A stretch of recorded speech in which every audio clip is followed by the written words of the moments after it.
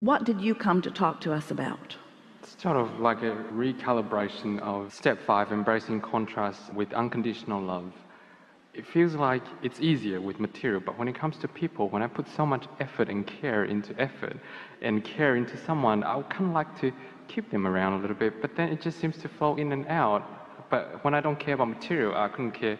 When they come in, they go, I just let them go. But when it comes to people... Well, people are the trickiest thing of all, because they've got their own opinions about what they should be doing with their lives.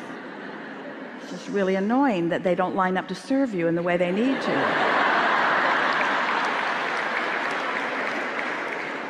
And some of it is because they want different things than you want from them, and some of it is because they are not in control of their own vibration yet. But people are really tricky.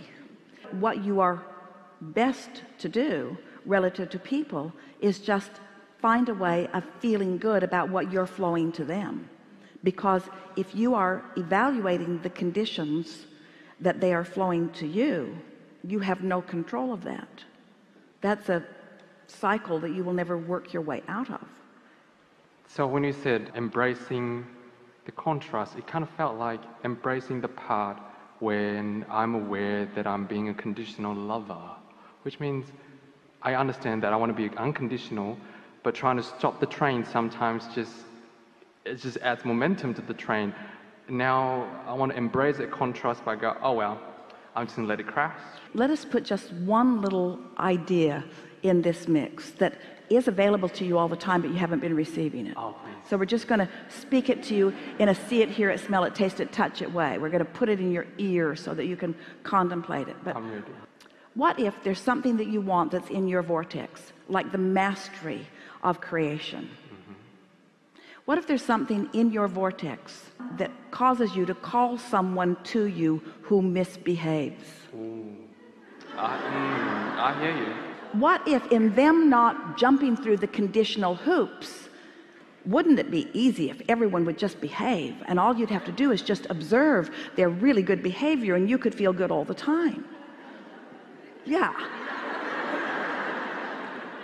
But you do not do anyone else a good service, and they certainly do not do you a good service when they work hard to keep you happy, because what they're doing is manipulating conditions, which is not sustainable. You found that out 9 days after you got married.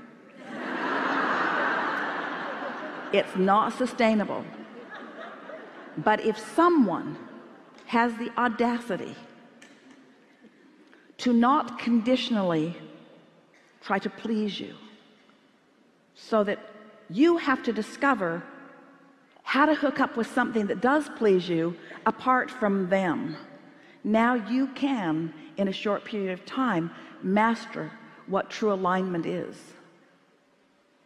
I felt like the breakup in February was worth it once I found my alignment to be in that zone of realizing from broader perspective, to see that it was worth it, because now I truly understand what unconditional love is, rather than him being... But wouldn't it be great if, how often do you say, well, it was awful for a while, but then after the fact I now see that that was a beneficial thing? Wouldn't it be nice if you could accept that everything is a beneficial thing while it's happening?